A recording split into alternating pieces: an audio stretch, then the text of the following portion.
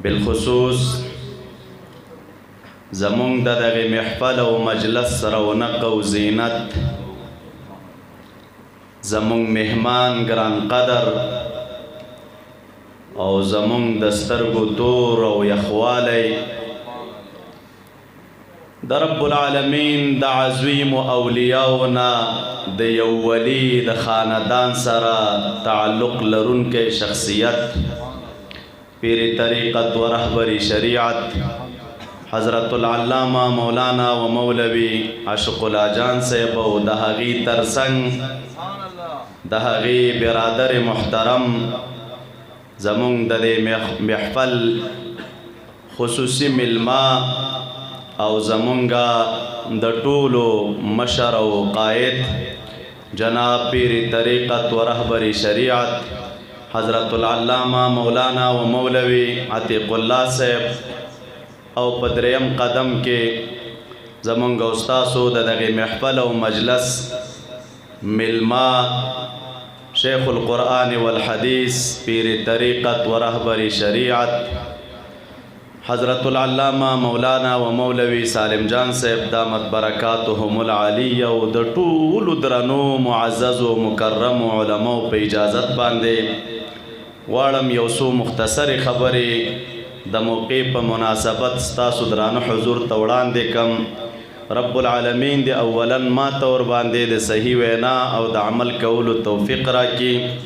او بیا د رب العالمین تاسو ته د اوریدلو او د عمل کولو توفیق درکړي. مسلمانان ورونو، ګرچې زمونږ د مجلس مهمان جناب صاحبزاده صاحب محترم دی، هغې به مونږ او تاسو ته خبرې کوي او زه هم الله شاهد دی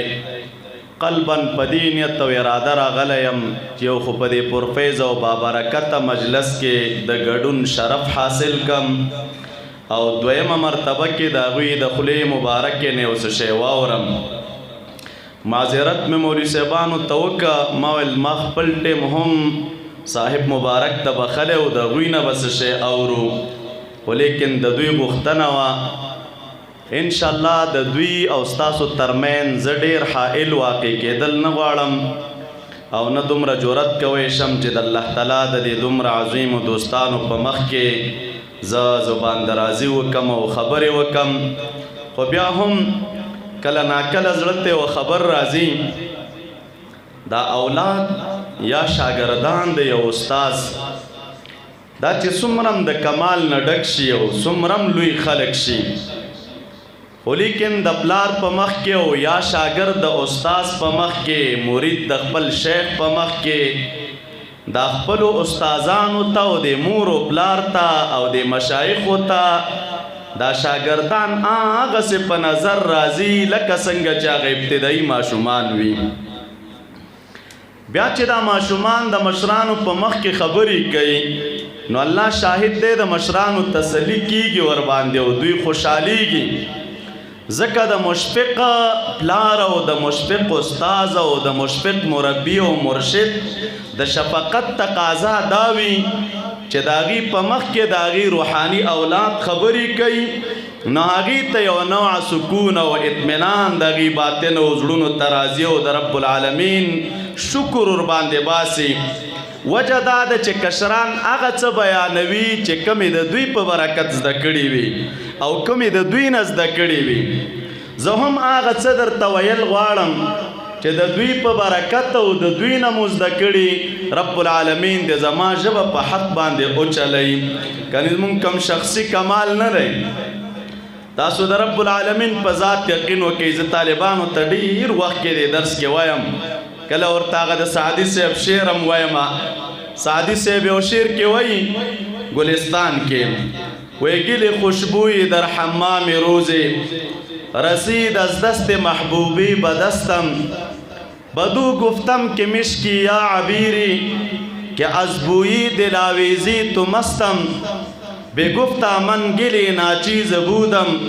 ولكن مدت با گل نشستم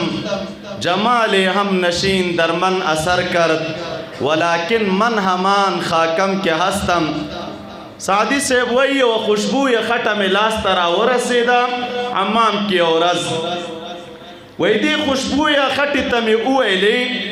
چې ته مشک او که عنبرې چې دې دومره ناشنا بوی دې په ما باندې لګېږي او دومره ناشنا بوی لري او خوشبویي لري چې تا ستا د دغې خوشبویي نه زه مست یم وایي دې خټې راته جواب کې وویلې چې نه زه خو همغه خټه یم خو لیکن دومره یوه خبره ده بېګفته من ګلې ناچیزه بودم وایي دې خټې راته وویل چې زه خو یوه ناچیزه خټه وم خو لیکن کار دا وشه چې یو څه موده د ګل سره کېناستمه او د ګل تعلق را سره را پیدا شه د ګل سره مې هم جوار او همسایه‌توب راغی وی جمال هم نشین در من اثر کرد هغه د هم نشین جوار او داغه جمال په ما کې اثر وکړه نو زه هم خوشبویه شم د هغې ګل د خوشبویۍ د وجې نه او آخره کې وی ورته ولکن من همان خاکم کې هستم کنې زه وی هماغه خاوره ومه چې کومه مخکې وم خو دا خوشبویي چې راکې را پیدا شوې دا د دغې ګل د همسایه‌توب د وجې نه او د هغه د نزدېکت د وجې نه قلبا په دې عقیده باندې یم مونږ ته خپل ځانم معلوم دی مونږ ته خپل استعدادونه معلوم دی مونږ ته خپلې ملایان معلومې دي خو لیکن دا نن چې ستاسو مخې ته ولاړ یو یو څه شی وایو تاسو د رب العالمین په ذات یقین وکئ دا به زمونږ کوم شخصي کمال نه وي بلکې دا کمال او برکت دا د دغې مبارکو هستیو دی رب العالمین د دوی د شفقت سوری زمونږ د سرونو د پاسه تل تر تله ولري او الله تعالی دې په دې پاک او سپېڅلي مسیر باندې مونږ ته د استقامت توفیق راکړي راځم خپلې خبرې ته معزز سامعینو د دې مجلس نسبت او تعلق مو د امام الانبیاء محمد عربی صلی الله علیه وسلم سره دی چونکې په دې میاشت کې نبی علیہ السلام دنیا ته تشریف راوړی او مؤمنان مسلمانان چې کوم ځای کې محافل او مجالس جوړی په دې غرض یې جوړی چې د خپل پیغمبر د کمالاتو نه خبر شي داغه مبارک د شان نه خبر شي داغه مبارک د شمایلو نه خبر شي داغه د اخلاق او د عاداتو نه خبر شي او د دې خبرېدو په نتیجه کې دا خبرېدل د دوی د شان د خپل پیغمبر نه باعث د دې وګرځي په دوی باندې چې د دې په زړونو کې محبت او مینه ورسره را پیدا شي د میلاد محافل ډیر مقاصد لري خو یو مقصد د میلاد د محافلو د انعقاد دا دی چې باید د یو مؤمن مسلمان په زړه کې د خپل خوږ پیغمبر محمد عربي صلی الله علیه وسلم سره محبت را پیدا شي الله تعالی دې زمونږ او ستاسو دغه شرعي مقصد ترسره کړي او رب العالمین دې زمونږ او ستاسو په زړونو کې د دغه بهترین پیغمبر سره محبت او مینه را پیدا کړي مخکې علماء کرام وروستو هم د نبی علیہ السلام د ولادت با سعادت احوال به درته بیانوي خو زه راځم یوې خبرې طرف ته ستاسو عوام ورونو ذهنونه دې طرف ته متوجه کول غواړم علماء کرام لیکي یو د رسول الله صلی الله علیه وسلم ولادت با سعادت دی او یو د رسول الله صلی الله علیه وسلم د ولادت با سعادت مقصد دی یو دا معنا چې الله تعالی نبی علیہ السلام پیدا کړی دویمه خبره دا چې نبی علیہ السلام رب العالمین پیدا کړی د څه شي دپاره دی زه په دغې دویم اړخ باندې تاسو ته خبره کول غواړم چې د رسول الله صلی الله علیه وسلم د ولادت با سعادت هغه مهم مقاصد کوم و یعنی رب العالمین نبی علیہ السلام دنیا کې د کومو مقاصدو ته ترسره کولو دپاره پیدا کړی دی نو دوستانو مقاصد خو ډیر دي خو د هغې مقاصدو د جملې نه عمده یو څو مقاصد رب العالمین قرآن کریم کې بیان کړي په دغه آیت کې چې کوم آیت ستاسو درانه حضور کې ما عرض کا چې ربنا وابعث فیهم رسولا په دې آیت کې الله تعالی د ابراهیم علیه السلام دعا ذکر کړي کله چې ابراهیم علیه السلام خانه کعبه جوړه کړه د مبارک یو څو دعاګانې کړي هغه دعاګانې ورته رب العالمین قبولې کړي دي یوه دعا د ابراهیم علیه السلام دا وه سوره بقره کې ذکر ده چې ربنا تقبل منا انک انت السمیع العلیم ای رب خانه کعبه مې جوړه کړه ما خو کار وکړه خو ته اوس زما د عمل په خپل درګاه کې قبول کا یقینا علم هم ته یې اورېدونکی هم ته یې دا کومه وینا چې موږ درته کوو دا اورې هم او دا زموږ په نیتونو کې چې څه شی دي په هغې باندې عالم او آګاه یې دعا یې وکړله د عمل نه بعد د دغې عمل قبولیت غواړي نو الله تعالی یې دا دعا قبوله کړله چې د ابراهیم علیه السلام نه رب العالمین دا کردار او دا کړنه په خپل دربار کې قبوله کړله یوه دعا یې دا وه و چونکې د خانه کعبې د جوړولو نه مقصد دا خو تنها تعمیر نه د رب العالمین د کورونو نه د یو کور د جوړولو مقصد تنها د هغې ظاهري آبادي نه وي بلکې خانه کعبه چې دی دا د توحید مرکز و او اساس او بنیاد دې دپاره ایښودلی شوی و چې د دې ځای نه به د توحید وړانګې خورېږي او د دې ځای نه به د خلکو اصلاح او تربیت او روزنه کیږي او د توحید د مرکز نه چې د توحید رڼا او وړانګې خورېږي هلته یو څو شیان پکار دي زمینه به د رڼا د خورېدو جوړه وي او زمینه هغه وخت کې جوړیږي چې مبارک کې یوه بله دعا کوي د رب العالمین په درګاه کې چې ای رب زما ما خانه کعبه جوړه کړه دا ستا د توحید مرکز دی خو لیکن اوس دغه ښار امن والا ښار وګرځوه او د دې سره سره دوی درېمه دعا کوي ورزق اهله من الثمرات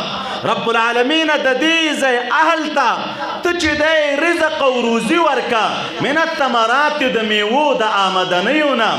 دې خلکو ته میوې ورکه دې خلکو ته آمدنونه ورکه ابراهیم علیه السلام یو په دغې خطه کې امن غواړي او دویم د دغې خطې د خلکو دپاره روزي غواړي دا دو اساسي غوښتنې ولې کوي اساس دا دی دوستانو کلم چې د مرکز د توحید نه رڼا د توحید خورېږي په اتمې طریقې باندې هلته په هغې خطه کې د امن ضرورت دی دا خطه به امن والا وي که خدا ناخواسته خطه امن والا نه وه رڼا د توحید به خوره شي خو په اتمې طریقې نه ابراهیم علیه السلام ځکه په هغې خطه کې امن غواړي موږ تاسو ولیدل د دغه اسلامي نظام د راتلو نه وړاندې زمونږ او ستاسو په دې مځکه دلته یو نظام و اوس هم یو نظام دی مخکې مدارس موجود وه اوس هم مدارس موجود دي مخکې خلکو د دین خدمت کو اوس هم علما لګیا دي د دین خدمت کوي خو توپیر یې څومره دی دا هر عالم چې دی وطن کې وخت تیر کړی و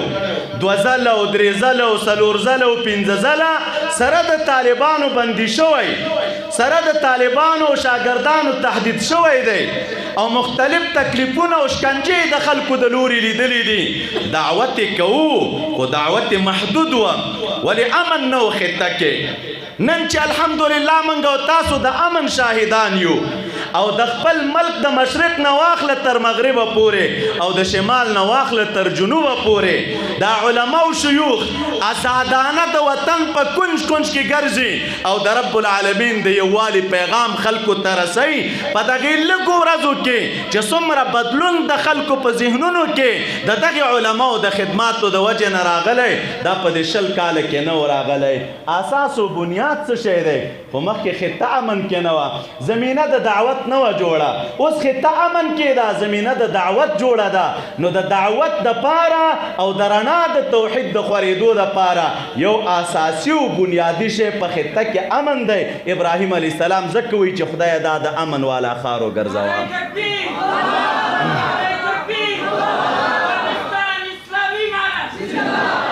دویم د امن سره سره مبارک وی خدای د خلکو ته روزي ورکا دا د روزي سوال ولې کوي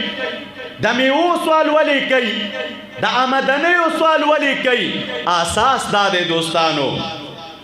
دا رڼا د توحید چې خورېږي او خلک د هغې نه استفاده کوي د امن سره سره هلته اقتصاد ته هم ضرورت دی که یو ملک ډېر پر امنه وي خو چې اقتصاد یې خراب وي خو خلک ځي ترې نه یو طرف وځي بل طرف وځي بل طرف وځي بیا په نورو ملکونو کې خو هغه د دعوت زمینه خلکو ته جوړه نه وي خو که یو ملک په اقتصاد ولاړ وي او خلک او وګړي په همدې ملک کې دننه اوسېږي او د دوی په دې ملک کې دننه روزنه وشي نو هلته رڼا د توحید ښه خورېږي د دې دپاره په دویمه مرتبه کې د امن سره سره د ښه اقتصاد ضرورت هم دی دپاره د خورېدو د رڼا د توحید او د رب العالمین ډیر لوی فضل دی په مونږ او تاسو باندې چې نن مونږ او تاسو په دې خطه او په دې خپل وطن کې د ښه امن سره د ښه اقتصاد شاهدان هم یو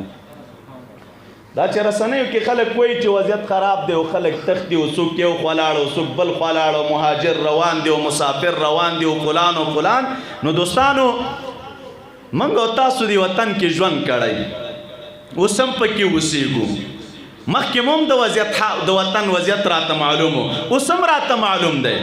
مخکې هم اقتصاد ته مو کتل اوس هم اقتصاد ته ګورو دا چې دې نظام ته رب العالمین توفیق د دې ورکه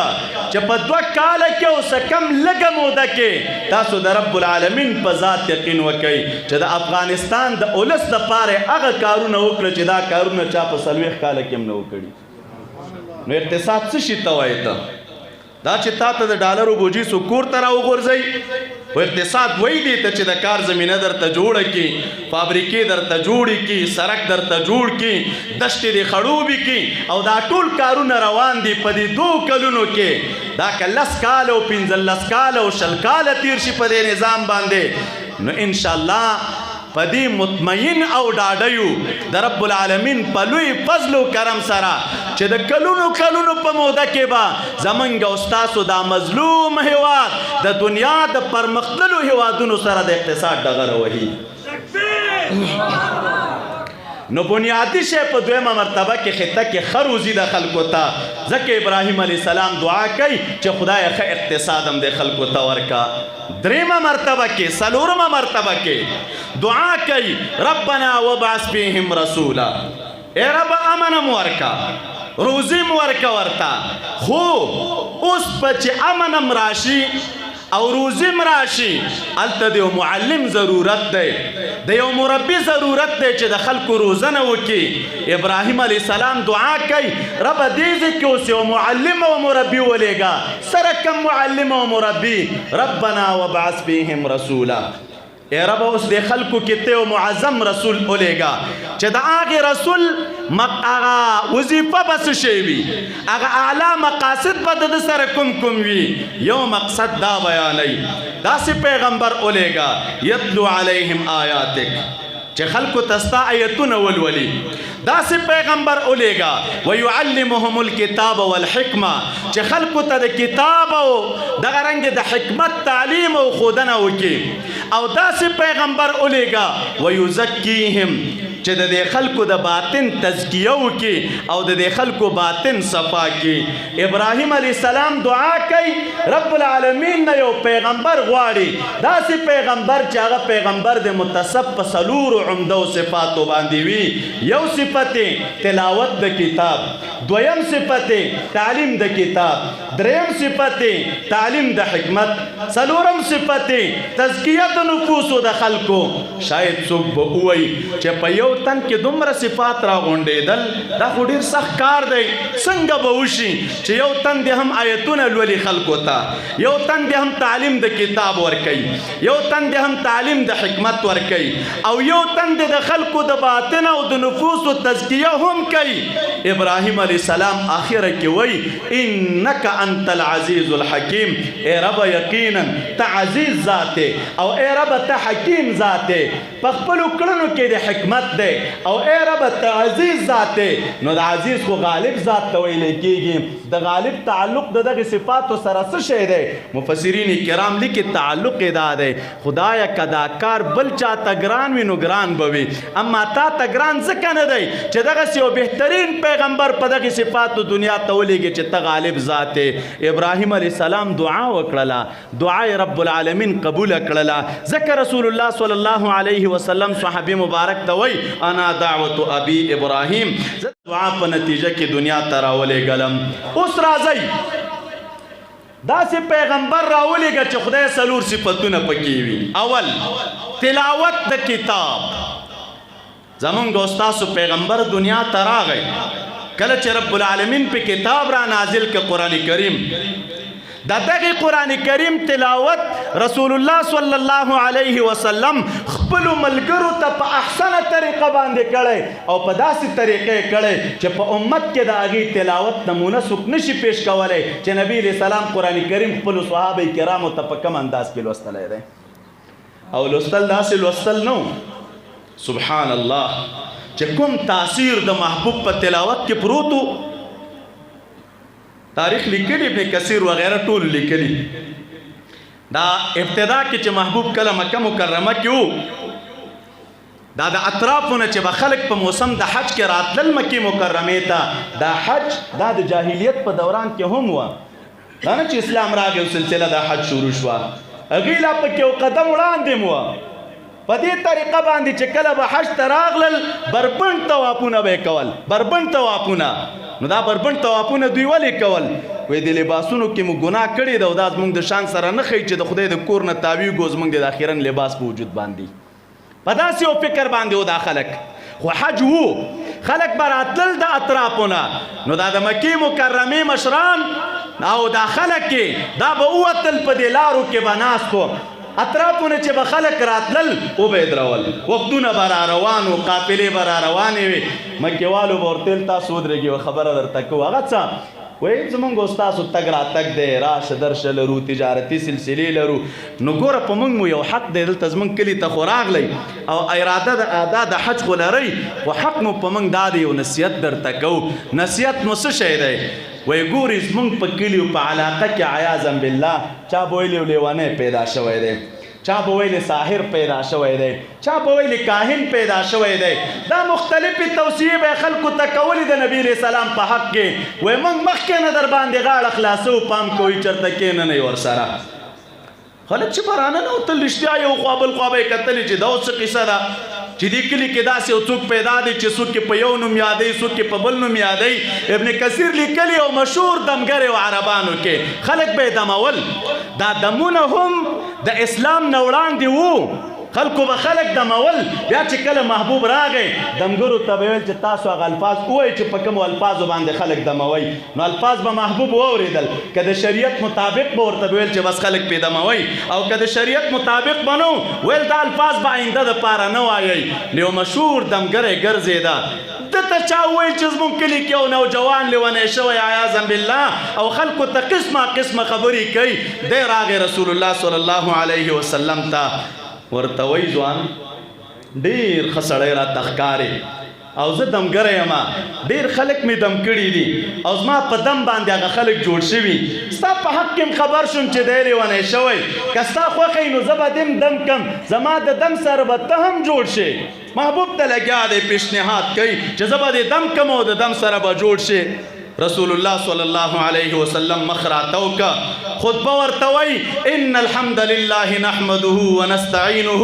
ونستغفره ونؤمن به ونتوکل علیه خطبه یې ولوستله بیا د قرآن کریم یو څو آیتونه ورته ولوستل د قرآن کریم د آیتونو د لوستو سره او د محبوب د تلاوت د اورېدو سره سړی پاسېد مکېوالو ته وایي و مکېوالو په رب مې دې قسم وي زه په ډېرو ملکونو ګرځېدلی یم ډېر خلک مې لیدلی دي د ډېرو فصیحانو کلامونه او ویناګانې مې اورېدلې دي خو د الله په ذات قسم نن چې د دغې نوجوان نه کومه وینا ما واورېدله دا ما ته وینا د بشر نه ښکارېږي ما سوا د دې نه چې دا د وینا د رب العالمین وي دا د بشر وینا نه ده او دا سړی دروغجن سړی نه دی دا وینا د ده رښتونې وینا ده دا کم تلاوت چې راته وکړه دا رښتونې وینا ده بس خوله د هغه مبارک وه او تلاوت د هغه مبارک په خولې باندې خوند کو نو مسؤلیت یې په اتمې طریقې ادا کړی خو د تلاوت سره سره د آیت کې تاسو وګورئ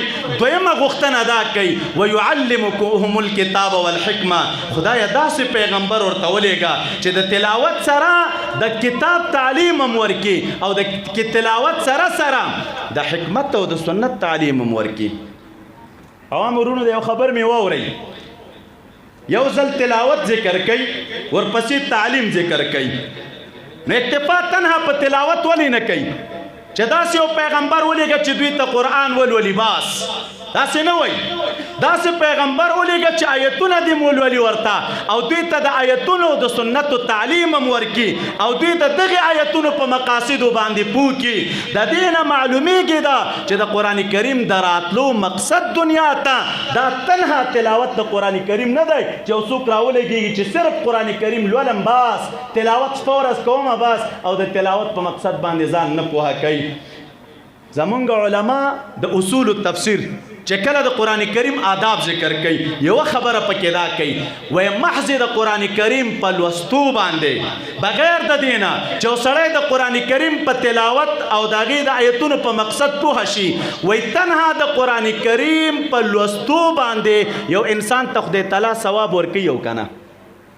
یعنې موږ او تاسو په ترجمه او تفسیر نه پوهېږو قرآن شریف سړي مخې ته ایښی صرف تلاوت کوي دغه صرف تلاوت کوونکې انسان ته الله تعالی اجر او ثواب ورکوي که نه ورکوي علما د امت دوه ډلې دي یوه ډله دا وایي تنها په لوستو د قرآن کریم الله تعالی انسان ته ثواب نه ورکوي چې تر څو پورې د قرآن کریم د آیتونو په تفسیر او په معنا باندې نه وي پوه وجه څه شی ده وجه دا بیانوي وایي ځکه د قرآن کریم د راتلو غرض دنیا ته څه شی دی بار بار قرآن کریم کې الله تعالی فرمایي قرآن مې دې دپاره نازل کړی لیدبروا آیاته چې تاسو د قرآن کریم په آیتونو کې تدبر وکئ او سوچ پکې وکئ او تدبر هغه وخت کې کېږي چې ته د قرآن کریم په معنا پوه شې او د قرآن کریم په مقصد پوه شې چې په معنا او مقصد نه پوهېږي نو تدبر به څه وکړې نو چې هر کله دنیا ته د قرآن کریم د راتلو غرض هغه په قرآن کریم کې تدبر دی او سړی چې تنها قرآن کریم لولي نو تدبر خو نشي کولی چې په معنا نه پوهېږي نو مقصد حاصل نشه وایي چې مقصد حاصل نشه رب العالمین دغې انسان ته په محض تلاوت اجر او ثواب نه ورکوي دا د دې امت د یوه ډلې د علماو قول دی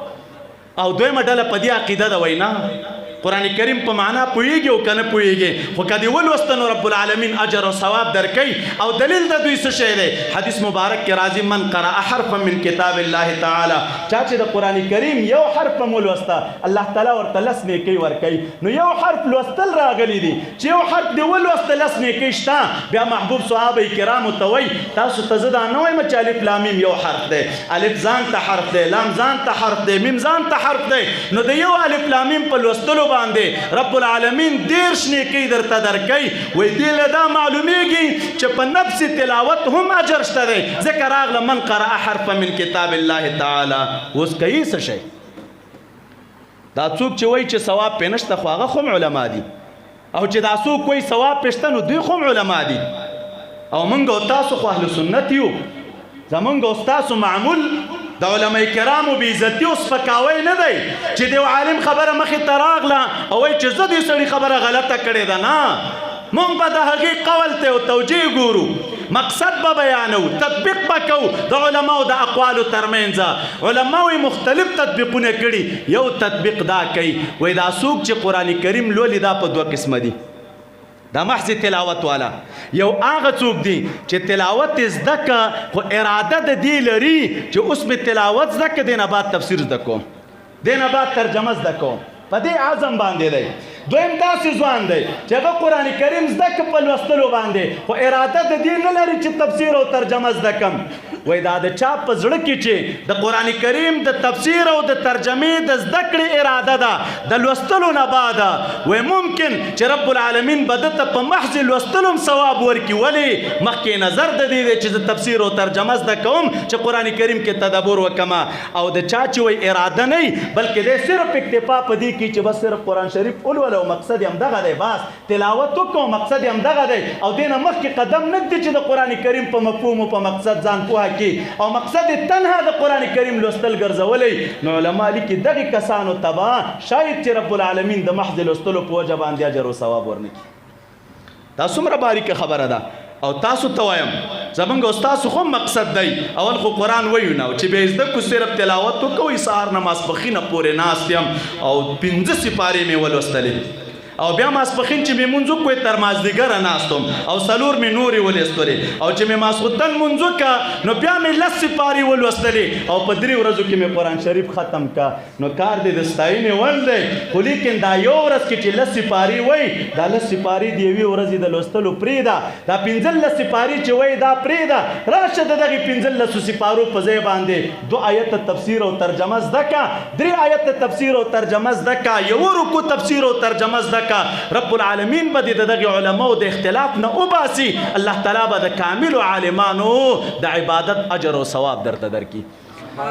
نو د دینه دا معلومیږي چې تنها تلاوت مقصد نه دی ځکه ورپسې وایي چې ويعلمهم الکتاب والحکمه کتاب هم لولي داغي تعلیم به ورکوي د حکمت تعلیم به ورکوي او دا مقصد هم رسول الله صلی الله علیه وسلم پاتمه طریقې باندې پوره ک تعلیم د کتاب ورکو تعلیم د حکمت ورکو. سبحان الله د تعلیم طریقې څه شی و چې دا زمو استاخوب پیغمبر تعلیم د کتاب او د سنت خلکو ته ورکو. یو خبر را یاد شو د اسنا کې د مینس کې درته وایم د تعلیم طریقه به دا و مبارک به د خلکو په مینس کې امدا سيناستو ابتدا کې دی بم ناستو ملګری بم تنه غیر چاپیرا ناستو خبرې به ورته کولې کله به ملګرو پوښتنې کولې دوی به جوابات ورکول خو د رسول الله صلی الله علیه وسلم ملګرو د ډیر ادب د وجه نه ډیرې پوښتنې نبی علیہ السلام نه دي کړي غالبا سوار لزای قرآن کریم کې صرف دومره ذکر د چې یسألونک باقی ډېرې پوښتنې صحابه کرامو نه دي کړي د همدې وجې نه صحابه کرام وایي موږ به دې ته ډېر خوشحالېدلو چې هوښیار بانډه چې راشي او د نبي علیه السلام سره مجلس وکړي او دی د نبي علیه السلام نه پوښتنې وکړي وایي د دې هوښیار بانډه چې راتلو ته به موږ خوشحالېدو چې هغوی به د نبي علیه السلام سره خبرې کولې او نبي علیه السلام به جوابونه ورکول او موږ به زده کړه کوله. خو بنا په دې باندې کله به پوښتنه وه او کله به نبي علیه السلام داسې دوی ته ښودنه کوله بس په یوه ځای باندې او په یو ځای کې به سره ناست. مدینه منورې ته چې کله محبوب لاړ صحابه کرام غوښتنه کوي د الله نبی که ستا خوښوي بیرون نه وفدونه راځي خلک راځي ستاسو د ملاقات دپاره تاسو ته به لږ لوړ ځای جوړ کړو چې تاسې په لوړ ځای ناست یئ نو دا بیرونی خلک به راځي نو پیژني به تاسو لره چې دغه دی دا نبی علیه السلام دی. نبی علیه السلام اجازت ورکړه ورته ټیک ده لوړ ځای راته جوړ کړي. علامه قرطبي لیکلي لوړ ځای ورته جوړ کړه بیا به نیم صحابه کرام یو طرف ناستو نیم صحابه کرام به بل طرف ناستو منځ به خالی پرېښې وه خلک به راتلل د رسول الله صلی الله علیه وسلم سره به ملاقاتونه کول نو چې دوی به راننوتل او نبی علیه السلام به ولیده چې دوی لوړ ناست دی نو خپله به ځان سره ویل چې دا رسول الله صلی الله علیه وسلم دی. په دې اساس باندې صحابه کرامو نبی علیہ السلام د پاره لوړ ځای منتخب کړ. خو دوستانو تاسو راشئ علت صحابه کرام دا ګرځي چې خلک راشي او بیا په دې کې چې د اوس نبی علیہ السلام کوم یو دی چې موږ ورسره خبرې وکړو نو تا ته به لوړ ځای جوړ کړو. ولې موږ او تاسو خو د علماو نه دا ورو په شمایلو کې چې د نبی علیہ السلام مخ مبارک د لمر په شان پړقېده مخ مبارک د سپوږمۍ په شان پړقېده نبی علیہ السلام وجود مبارک کلا لرودله زینت لروده د هر یو اندام بیل بیل خایستو او دغه سه خایستو د مبارک د وجوده چې په دغه کچه باندې خایست رب العالمین بل چاته نو ور کړی نو چې نه ور کړی نو دومره خایسته انسان چې په یو مجلس کې ناست نو هغه خود خپل خلان هم خلک پیژني نو چې پیژني نو د صحابه کرامو دی وینا ته څه ضرورت چې تا ته به موږ لوړ ځای جوړ کړو و دې لپاره غواړي چې لوړ ځای به درته جوړ کړو چې خلک مو وپېژني. نو دا نبي علیه السلام په دې خپله ښکلا خلکو نه پېژنده. یاد ولرئ دوستانو باریکي واورئ دې کې هېڅ شک نشته چې نبي علیه السلام دومره ښایسته و لکه څومره چې د علماو موږ ته ذکر کړی هغه ذکر هم د دوی د استعدادونو مطابق دی باقي د ده مبارک کلا د هغې نه هم پسې ډېره وه ښه نو ته وایي چې نو خلکو ولې نه پېژنده دا د نه پېژندو یو نکته درته ووایم د سلمان فارسي رضی الله عنه احکام مو اورېدلي چې مدینه منوره کې د کجورو بار اثر کې ناست وم سړی راغی بادار ته راته ویل چې هغلته یو کس راغلی او خلکو ته وایي چې زه د خدای تعالی پیغمبر یم و چې دا خبر مې واورېده راوغورځېدم ما ورته ویل چې څه چل دی څوک راغلي وی بادار راته غوسه شي چې غلام سړی ستا دې خبرو سره څه کار دی زه خپلې کجورې راښکوه وی غلام هم نو ختم خو چې کله دا وخت ختم شو رسمي وایي ځان سره مې کجورې راواخیستلې او راغلم پوښتنه مې کوله چې هغه کس چېرته دی چې وایي زه د خدای تعالی پیغمبر یم وایي چا راته وښودل چې نبي علیه السلام دلته ناست دی وایي راغلم کېناستم دې مجلس کې زه هم وایي کتل مې نبي علیه السلام ناست دی صحابه کرام ناست دي خو زه هم نه پېژنم چې دې کې اوس نبي علیه السلام کوم یو دی وایي یو وخت کې مې کتل چې لمر راغی د دې لمر د راتلو سره وایي ابوبکر صدیق رضی الله عنه پاڅېده او ته د رسول الله صلی الله علیه وسلم د سر مبارک د پاسه سوری وکړه وایي چې سوری وکړه نو د دې نه وایي ما معلومه کړله چې دا خادم دی او دا مخدوم دی دا چې څوک ناست دی دا نبي علیه السلام دی او دا چې په سر سوری وکړه نو دا صحابي مبارک دی وایي د دې نه ما ته اندازه ولګېدله کنې دې مبارک وایي ما هم دا نه پېژنده چې اوس دې کې نبي علیه السلام کوم یو دی او دې کې صحابي مبارک کوم یو دی ولې دلته اوس د ښکلا ښکاره نه وه ښکلا یې ښکاره وه زینت یې ښکاره و خو یاد ولرئ دوستانو دومره باطني کمال ورته رب العالمین ورکړی و چې د ده مبارک سره د چا نسبت راغلی و او څوک ورسره ناست و چا یې په لاس تلموز او شاګردي کړې وه او څوک د ده مبارک د سینې نه فیضیابه شوي وه د هغه مبارک د سینې د فیض او د برکت د وجې نه الله تعالی دا د هغوی شکلونه او رنګونه هم دغسې ګرځولي وه لکه د رسول الله صلی الله علیه وسلم د همدې وجې نه به چا تفکیک نشو کولی چې دې کې اوس نبي علیه السلام کوم یو دی دا ټول ښایسته ناست ورسره دا څوک چې ملګري وو د ده مبارک د ښکلا د وجې نه هغوی هم ښایسته شوي وه نو په دغې اساس و بنیاد باندې چې به ناشنا خلک راغلل دوی به دا فرق نشو کولی چې دې کې نبي علیه السلام کوم یو دی او دا یاد ولرئ د کامل شیخ او د کامل وارث د رسول الله صلی الله علیه وسلم د هغه علامه هم دا وي چې د هغه سره د چا واسطه او تعلق وي تاسو ورته وګورئ ته وایئ چې دا د اوس ټول د یوې کارخانې نه راباسلي دي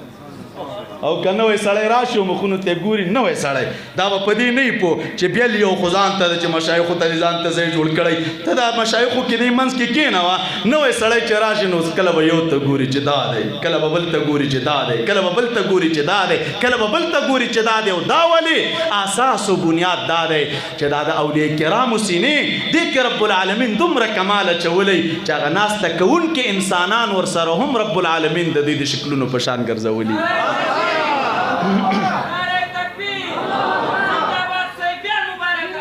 او په دې به غوسه کېږو نه او کینه کې به هم نه راځو بس دومره به وایو چې ذلک فضل الله یؤتیه من یشاء د رب العالمین فضل دی دا چې چا ته وغواړي الله تعالی هغې ته ورکوي په دې اساس و بنیاد باندې یو وخت کې موږ خو طالبۍ دوران ډېر درسونه مو مدارسو کې ویلي دي مختلف هر قسمه خلکو سره مواسطې راغلي او تعلق مو راغلی ورسره فلان او فلان یو وخت کې دا سالکان به د مدرسو کې دی ځینو خلکو ډېر پازابول په تنګول به نو بیا به چې دی د نورو ملګرو یو بل ته توصیه کول تاسو مدرسو ته ځئ دا خپل شکل او هیئت لږ بدل کړي او دا پټکي خپل لږ بدل کړي او دا شکل مو سره بدل کړي خولۍ په سر کې او عام عادي حالت کې سره لاړ شئ او د مدرسو کې درسونه ووایئ دا ډېرې په موږ تېرې دي ما به د ملګرو ته ویلې مالې دا خو لباس دی چې د دوی په تن باندې دی تاسو د رب العالمین په ذات یقین وکړئ که دا لباس ته نه لرې کړي او د دوی په ځای ورته احرام واغوندئ چې بیخي د دې خلکو د لباس نه بدلي او دا پټکي ته نه لرې کړي او سرتور سر یو مجلس ته ولېږئ خو هغه الهي نور داسې وي چې هغه په دغې شیانو باندې بدلېږي نه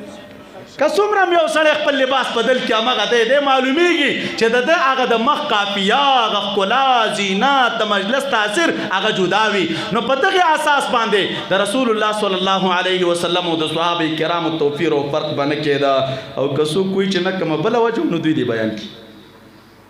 چې ولې توپیر نه کېده، ولې فرق د نبی علیه السلام د ملګرو سره نه کېده. نو بنا په دې باندې صحابه کرام ورته مستقل ځای جوړ کا، مبارک بناستو او خپل صحابه کرامو ته به ښودنه کوله. او بیا دومره یو مشفق معلم و سبحان الله چې څومره شفقت په دې خپلو ملګرو لروده او څومره مینه یې د خپلو ملګرو سره لرودله، څومره ایثار او قرباني د خپلو ملګرو سره لرودله. یوه خبره درته کوم، امام ترمذي جلد ثاني کې یو حدیث راخستی د ابو هريره رضی الله عنه. ابو هريره صاحب یو ورځ یو شاګرد راوست مسجد نبوي شریف ته، داسې ورته اشاره کوي شاګرد دا ځای ګوري، وایي دغې ځای کې په کراتو مراتو بېهوشه راغورځېدلی یم د ولکې د وجې نه. وای خلک به راغلل زه به راپرېوتم او د ولکې د وجې نه به زما د وجود حرکات غیر موزون وه. وایي زما په دې سټو په مرۍ به یې پښۍ ښودله چې دا پیریانو نیولی، خو دې وایي د رب په ذات قسم چې پیریانو به نه هم نیولی، ولکې د لاسه به پروت وم دلته. بیا کومه یو مړۍ ډوډۍ به مې وخوړه، نو راتپیق پیداره به شوم او روان به وم، زده کړه د احادیثو به مې کوله. مبارک فرمایي یو ورځ ووتم بیرون ناستم، ابو بکر صدیق رضی الله عنه راغی، وایي سلام مې پرې واچو، السلام علیک یا ابا بکر. وی د سلام جواب یې راکړه، نور هېڅ التفات هم راته ونه کړ، لاړ. وی زه پوه شوم چې د کور کې هم څوک نشته. نور کله چې ما پې سلام واچو لاره کې به یې تغییر حالت کې ولیدم، ځان سره به یې بوتلم، څه شی به یې راکړل. عمر رضی الله عنه راغی، هغه باندې مې هم سلام واچو، وی هغه هم په خپله مخه لاړ، نور جواب یې راکړ، څه شی راته ونه ویل. وی کتل مې رسول الله صلی الله علیه وسلم راغی، چې کله مې په ده مبارک سلام واچو، وی راته ویل چې ابو هریره راځه. وی ځان سره یې را روان کړم، وی را یې وستلم کور ته یې څوک ولیږل، کور کې د خوراک څښاک څه شی شته؟ وی خادم بیرته راغی او جواب یې راوړه، یا رسول الله هېڅ څه شی هم نشته، معمولي یو لوښي کې لږ پی دی او هغه پی هم دومره دي چې ستاسو وشي او تاسو ته چا تحفه راوړې ده، نور کور کې د خوراک څښاک مو څه شی نه لرو. خادم ته محبوب وایي هغه پی ما ته راوړي چې کوم ما ته راغلي. ابو هریره صاحب وایي پی راوایستلې، وایي ما ته ویل چې ته ورشه دا صفه کې چې صحابه کرام ناست دي دوی ته ووایي چې راشئ. وایي دوی راغلو، ما ځان سره زړه کې ویلې چې دا خو دومره معمولي پی دي، نو په دې زما ګزاره نه کېږي، نو د ملګرو ګزاره به مې پرې څه وشي. وایي نبي علیه السلام ما ته ویل چې امر شروع شوم، یو ته ورکوئ هغې وسکلې ماړه شول، بل ته ورکوئ اسکلې ماړه شول، بل ته ورکوئ اسکلې ماړه شول. آخر دا چې ما م وسکلې او نبي علیه السلام هم وسکلې، اوسکل هم دغسې انداز کې و چې مبارک وایي زه پې موړ شوم او اهل مجلس پې ټول ماړه شول. خو دې وایي د رب العالمین په ذات قسم، وایي چې آخره کې مې دې لوښي ته کتل، همغه شان پۍ پکې پرتې وي لکه څنګه انداز کې چې دا لوښی د نبي علیه السلام د کور نه راوتلی وه. دې ته معلم وایي او دې ته شفقت وي د خپلو شاګردانو سره، د خپلو مریدانو سره. مبارک هغه خپله مړۍ د دوی سره نیموي، مبارک هغه خپل ژوند داسې جوړ کړی وه چې کور کې څه شی ساتل نه، په خپلو ملګرو باندې به یې تقسیمول. او داسې به ووایم چې الله تعالی دې زمونږ د مشایخو په عمرونو کې برکت واچوي. تاسو که د حضرت مبارک صاحب رحمت الله علیه معمولات وګورئ چې ده دا د خپلو علماو د مریدینو تربیت سره کم کړی و، د لکونو لکونو روپۍ کتابونه علماو ته اخیستې، مساجد یې د شلو نه بره په خپل ژوند جوړ کړي دي. فقرا او مساکین به و راوبې غوښتل، قرضدار یې نه، څه حاجت خو نه لري، ضرورت خو نه لري. نو دا د هغې کامل مربي علامه وي او د کامل مرشد علامه وي. نو په دغې طریقه باندې نبي علیه السلام د خپلو ملګرو تربیت کوله. او بیا د تعلیم ډېر اړخونه دي، ډېر اړخونه، خو دا مې یوه نمونه درته وویله. څلورمه مرتبه کې د محبوب کار تزکیه وه. یوه خبره مې په غور بله واورئ، تلاوت د کتاب هم ختم، تعلیم د کتاب هم، ورپسې تعلیم د سنت چې احادیث د نبي علیه السلام دي. دا حکمت د محبوب احادیثو ته ویلی کېږي، د قرآن کریم شرحه ده. څلورمه مرتبه کې تزکیه ده. دا تزکیه ځان ته مستقله ولې ذکر کوي چې ویزکیهم؟ معلومیږي دا چې دا تزکیه ځان ته یو شق دی او ځان ته یو بل اړخ دی چې رسول الله صلی الله علیه وسلم د خپلو ملګرو د باطن تزکیه کړې وه او د باطن صفایي کړې وه. او دا تزکیه د ملګرو د باطن او دا صفایي د ملګرو د باطن په کوم کیفیت باندې کوله؟ دا په هغه طریقه چې رب العالمین د تا کم باطني قوت ورکړی او باطني تصرف او توجه ورته ورکړې وه، په هغه توجه تصرف په واسطه باندې چې چاته به وکتل، په یو ځل کتلو باندې به ورته د زړه حال بدل کا او په یو ځل کتلو باندې به د رب العالمین عاشق او محب وګرځوه. دا د مبارک کمال و چې الله تعالی دته ورکړی، په یو نظر د خلکو ژوند بدلو، تغییر پکې راته. نمونه یې څه شی وه؟ چونکې تزکیه تعلق د باطن سره لري. یاد ولرئ دوستانو، د دغې آیت مبارک په تفسیر کې مفسرینو لیکلي دي، وایي دا اوامر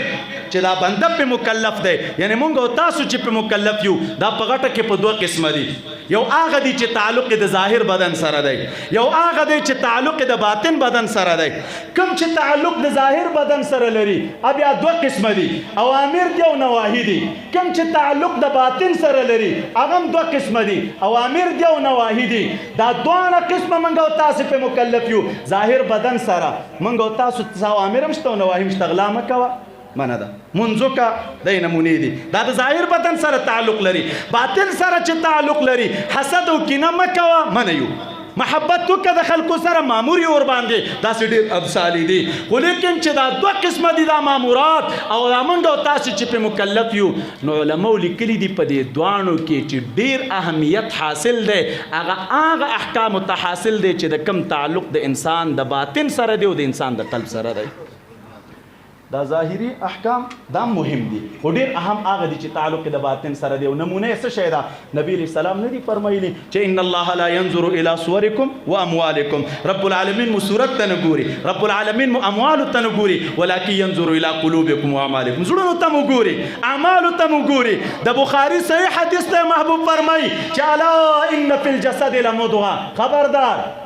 انسان په بدن کې د غوښې یوه ټوکړه ده، که دا سمه شو ټول بدن ورسره سم دی، او که دا فاسده وه ټول بدن ورسره فاسد دی. هغه ټوکړه د غوښې څه شی دی؟ زړه. رب العالمین قرآن کریم کې فرمای الا من اتى الله بقلب سلیم. داسې ډېرې نمونې نورې هم شته. نو دا کوم احکام چې د ظاهر سره تعلق لري دا مهم دي، کوم چې د باطن سره تعلق لري هغه مهم دي، خو لیکن دا د هغې نه ډېر مهم دي. د همدې وجې نه سیوطي رحمه الله الاشباح والنظائر کې وایي، د مبارک د امام غزالی په حواله باندې وایي ومعرفة علم القلب،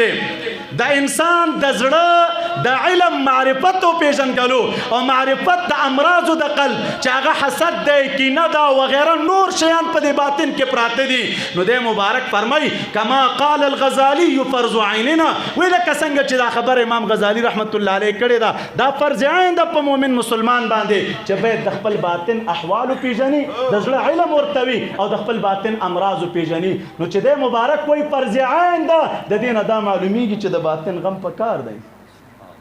داسې نه ده چې صرف منځونه کوو خبره ختمه، تلاوتونه کوو خبره ختمه، نه، دلته لاندې نوره قصه پرته ده، د هغې غم په کار دی. او دا باطن کې چې دا ستا رضایل پراته دي، د دغې رضایلو ازاله رسول الله صلی الله علیه وسلم په خپلې کاملې توجه کوله. بس دوه نمونې درته ذکر کوم. نمونې څه شی وه؟ واورئ دوستانو،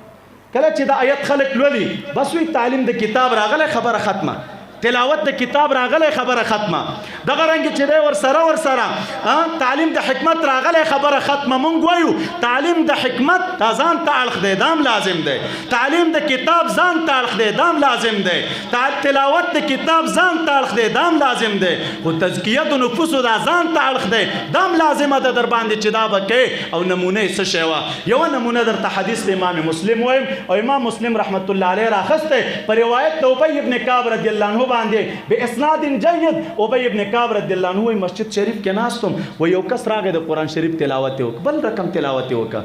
وی ورپسې بل راغی بل رقم تلاوت، وی ما ورته ویل چې تلاوت مو غلط وکړه، دا څه رقم چې ما د نبي علیه السلام نه اورېدلی دغسې تلاوت خو تاسو نه دی کړی. وی لانجه جوړه شوه، موږ ویل چې راځي نبي علیه السلام ته فیصله ویسو. وی کله چې محبوب ته فیصله ویوړه، دا یو ته ویلي چې ته تلاوت وکړو، چې کله د تلاوت وکړو ورته ویل چې درست تلاوت یې وکړه. وی دا بل ته وایي ته تلاوت وکړې، هغه چې تلاوت وکړه هغه ته یې ویلي چې درست تلاوت یې وکړئ، دواړو ته ویلي چې صحیح تلاوت یې وکړه. او تلاوت کې خو ډېر فرق و، یو رقم تلاوت کو، بل رقم تلاوت کو. وی دا نبی علیه السلام چې دواړو ته ویلي چې درست تلاوت یې وکړئ، زما په باطن کې وسوسې شروع شوې چې خدا ناخواسته نبی علیه السلام حق فیصله ونه کړه. تلاوتونو کې خو فرق و، نبی علیه السلام حق فیصله ځکه کړې وه چې یو کس قرآن شریف په خپل لغت لوسته او بل په خپل لغت لوسته. لکه زمونږ استاد یوه پښتو کې څومره مختلف لغتونه دي، پښتو به یوه وي، عربي هم دغسې یوه ژبه وه، لهجې پکې بېلې وي، چا په یو لغت لوسته او چا په بل. نبی علیه السلام ځکه دواړو ته وایي چې ښه تلاوت یې وکړه. وایي چې کله دا وسوسې زما په باطن کې شروع شوې، وایي زه دې مجلس کې ناست وم، و یو ناڅاپه رسول الله صلی الله علیه وسلم دا خپل لاس مبارک راواخیسته او د سینه کې ورباندې ووهلم. وایي چې کله یې ووهلم د وهلو نه بعد ففددت عرقا مبارک وایي یو ناڅاپه خولې راباندې راغلې او دا خولې خو راغلې مبارک فرمایي وسوسې خو لاړې چې کوم وسوسو کې زه مبتلا وم وایي هغه وسوسې ورکې شولې او قوت د ایمان مې په باطن کې دومره را پیدا شه کأني انظر الى الله. وایي ما ویل که زه د سر په سترګو باندې رب العالمین ته ګورم. صحابي مبارک مبتلا په وسوسو کې دی. د کتاب دروی ورته محبوب دا نه وایي چې دا د ایمان ته تاوان رسوي. تلاوت د آیت ورته نه کوي، حدیث ورته نه وایي، د قرآن آیت ورته نه وایي، بس صرف دومره کار کوي چې خپل لاس مبارک راخلي او دی ورباندې په سینه کې وهي او د هغه په باطن کې دومره بدلون راځي. وایي ما ویل ځکه د سر په سترګو رب العالمین ته ګورم. نو دا څه شی و دوستانو؟ دا هغه توجه تصرف د رسول الله صلی الله علیه وسلم چې د خپلو شاګردانو یې په هغې خپلې کاملې توجه باندې کوه او دا د مسلم صحیح حدیث دی. او که څوک وایي چې نه د دې حدیث مقصد به بل شي، موږ به ته یې بیان کا. ستا د قول مطابق خو پکار دا و چې نبي علیه السلام ورته حدیث ویلی وی، ولې ونه ویلی؟ آیت یې ویلی وی، ولې ونه ویلی؟ خو نه، دلته یو باطني سودا ده چې د هغې سودا سره سره رسول الله صلی الله علیه وسلم د خپلو ملګرو ژوندون بدل کړی. دویمه نمونه درته وایم، عمر رضی الله عنه په کفر کې څومره سخت دریځ انسان و. د کفر هم چرچا وه او بیا د اسلام هم چرچا وه، خو چې کله راغی اسلام یې راوړه. امام مستدرک په صحیح روایت باندې او په صحیح سند سره دا حدیث راخستی. عبدالله ابن عمر رضی الله تعالی عنهما وایي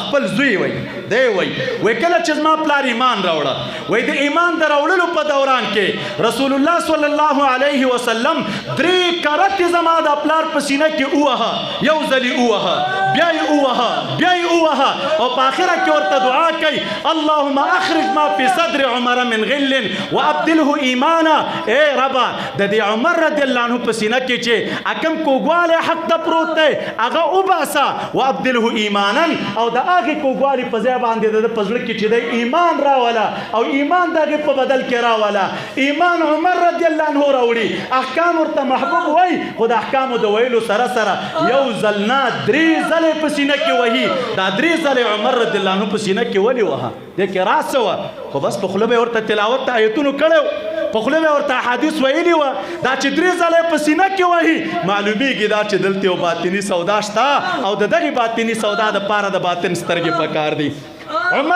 علي رضی الله عنه کله چې محبوب یمن ته لیږه،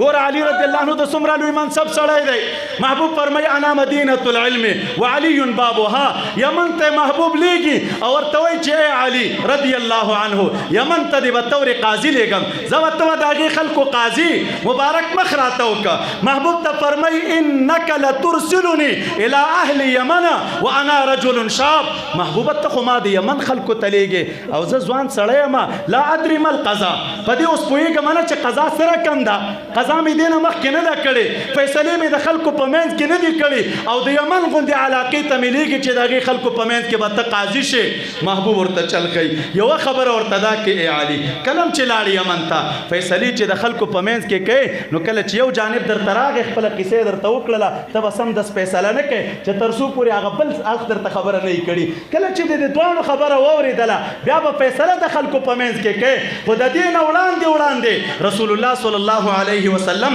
خپل دا د برکت نه ډک لاس راخلي. علي رضی الله عنه فرمایي چې زه په دې لاس باندې په سینه کې ووهلم،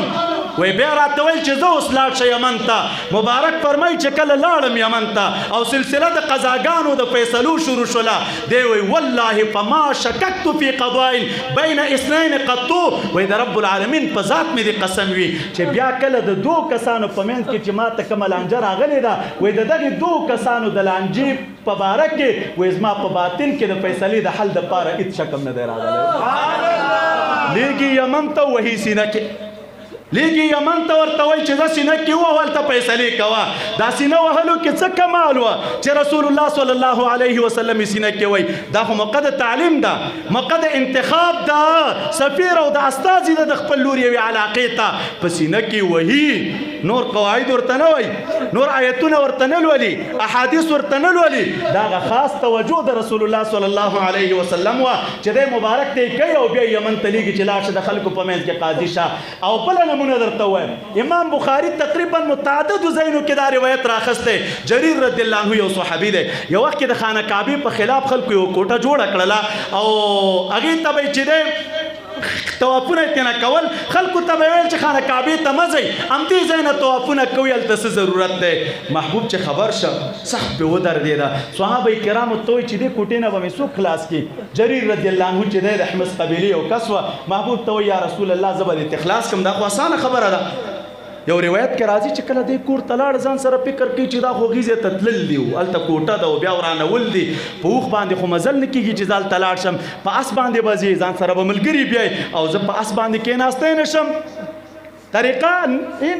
حدیث کې راځي چې انی لا اثبت علی الخیل، نشم کېناستلی په اس باندې چې تلی وی هلته مې غذا کړې وی بېرته راغلی طبیعت مې وی ډېر زیات خراب و. راغلم محبوب ته مې شکایت وکړه چې یا رسول الله ما خو تاسو سره لوز وکړه چې زه هغه کوټه زه ورانوم، خو زه په اس نشم کېناستلی، په مشکل اخته یم. رسول الله صلی الله علیه وسلم حدیث د بخاري دی. جریر رضی الله عنه فرمایي فضرب فی صدری، رسول الله صلی الله علیه وسلم لاس مبارک را واخسته او سینه کې ورباندې ووهلم او بیا یې دعا کوي چې اللهم اجعله هادیا مهدیا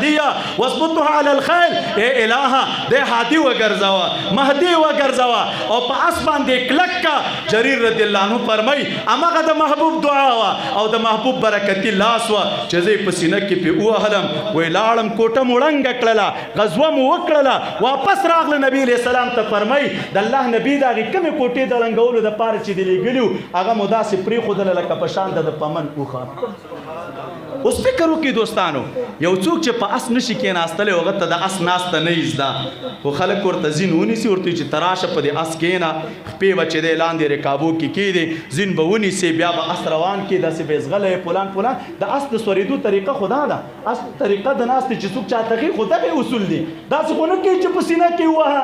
اوس د په سینه کې وهل او بیا د اس سورلي د دې دواړو په خپلو کې سره څه مناسبت دی چې هغه شکایت د دې کوي چې په اس نشم سورېدی او نبی علیه السلام په سینه کې وهي، بل شی نه وه بلکې د هغه خاص توجه د رسول الله صلی الله علیه وسلم وه چې جریر رضی الله عنه ته وکړه. رب العالمین پکې د دې استقامت او د دې استعداد را پیدا کړه چې په اس باندې کېناسته. دا د محبوب د تزکیې طریقه وه. دا نن دا مریدان چې د مشایخو ته ناست دي، یا څوک په سینه کې وهي، یا چاته ګوري، یا چاته توجه کوي، دا بل څه نه دي، دا هغه څه دي چې موږ او تاسو ته د خوږ پیغمبر محمد عربي صلی الله علیه وسلم نه راپاتې دي. داسې په لسګونو نمونې دا فلحال زما په دې قاصر ذهن کې شته چې نبي علیه السلام د خپلو ملګرو تربیت په کومه طریقه باندې کړی او د هغې روزنه یې په کوم تربیت طریقه باندې کړې وه. نو دا هغه ځان ته بل اړخ چې دې ته اړخ د تزکیې ویلی کېږي. رب العالمین دی د دې دواړو اړخونو نه چې هغه تعلیم د کتاب و، تلاوت د کتاب و، تعلیم د حکمت